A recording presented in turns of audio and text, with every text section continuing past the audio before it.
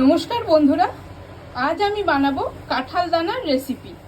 নিয়ে নিয়েছি কতগুলো কাঁঠাল দানা, মাছের মাথা, মশলা নিয়ে নিয়েছি রসুন বাটা, আদা বাটা, পেঁয়াজ কুচনো, লঙ্কা গুঁড়ো, ধনে গুঁড়ো, জিরে গুঁড়ো, কাশ্মীরি লঙ্কার গুঁড়ো, আর নিয়েছি টমেটো পেস্ট।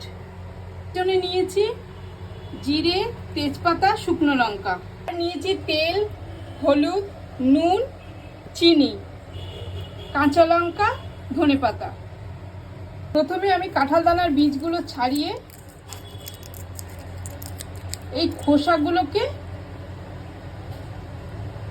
বাদ দিয়ে দেবো। এই খোসাগুলো ছাড়ানো হয়ে গেছে। কাঁঠাল দানাগুলোকে কুকারে দিয়ে দুটো সিটি মেরে নেব। জল দিয়ে দিচ্ছি, নুন দিয়ে দিলাম, হলুদ দিয়ে দিচ্ছি। এবার দুটো সিটি মেরে দেবো। এবার মাছের মাথায় নুন আর হলুদ দিয়ে মেখে নেব। চালিয়ে কড়া বসিয়ে দিয়েছি, এবার তেল দিয়ে দেবো। গরম হয়ে গেছে, এবার মাছের মাথাটা ভেজে নেব।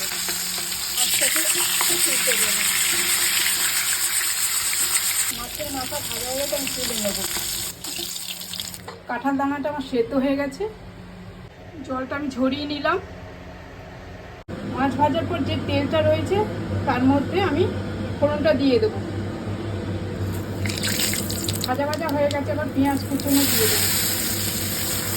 দিয়ে দেবো রসুন বাটা, দিয়ে দিচ্ছি আদা বাটা, একটু জল দিয়ে দেবো।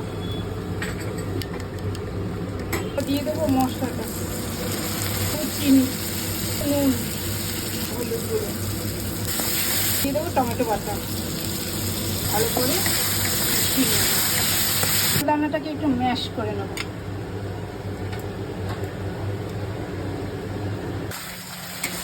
এরকম আধা ভাঙা করে নিতে হবে। তা থেকে তেল ছেড়ে গেছে, ওই কাঁঠাল দানাগুলো ভালো করে মশলার সাথে মিশিয়ে নেব। দিয়ে দেবো গরম জল, মাছের মুড়োগুলো দিয়ে দেবো। মুড়োটাকে আমি ভেঙে নিয়েছি।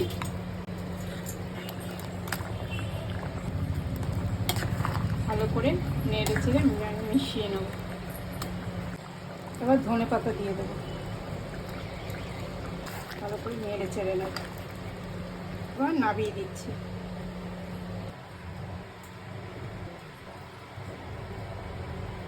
কাঁঠাল দানার এই রেসিপিটি যদি আপনাদের ভালো লেগে থাকে তাহলে লাইক করবেন, কমেন্ট করবেন এবং শেয়ার করে দেবেন। নমস্কার।